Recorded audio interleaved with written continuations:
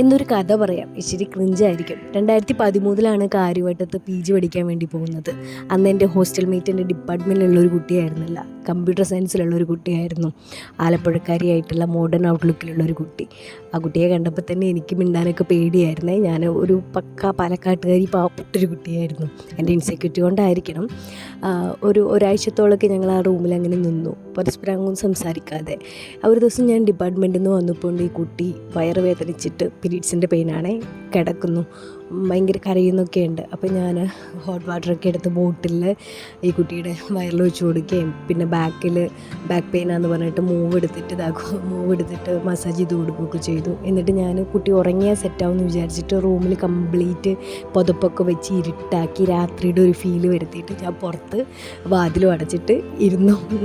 വാതിൽ അടച്ചിട്ട് പുറത്ത് ഞാൻ ചെയറിട്ടിട്ടിരുന്നു.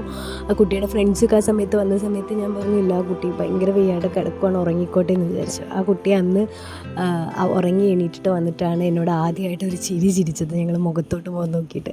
അന്ന് ആ കുട്ടി വാട്സപ്പിൽ ഒരു സ്റ്റാറ്റസ് ഇട്ടു, റൂമി എന്ന് പറഞ്ഞിട്ട് ഒരു ലവിൻ്റെ സിമ്പലും ഒരു ഉമ്മയുടെ സിമ്പലും. അന്ന് മുതലുള്ള സൗഹൃദമാണ് ഹാഷുമായിട്ട്. എൻ്റെ ജീവിതത്തിൽ എല്ലാ മോശ സമയത്തും സന്തോഷ സമയത്തും ഒരേപോലെ നിൽക്കുന്ന ഒരാൾ. ഇപ്പോൾ ആൾ ദുബായിലാണ്. വന്ന സമയത്ത് സർപ്രൈസായിട്ട് കൊച്ചിയിലേക്ക് വന്നതാണ്. എൻ്റെ കഴിഞ്ഞ വ്ളോഗിൽ പറഞ്ഞ പോലെ ഒരു സന്തോഷത്തിൻ്റെ സൺഡേയുടെ ബാക്കി പത്രം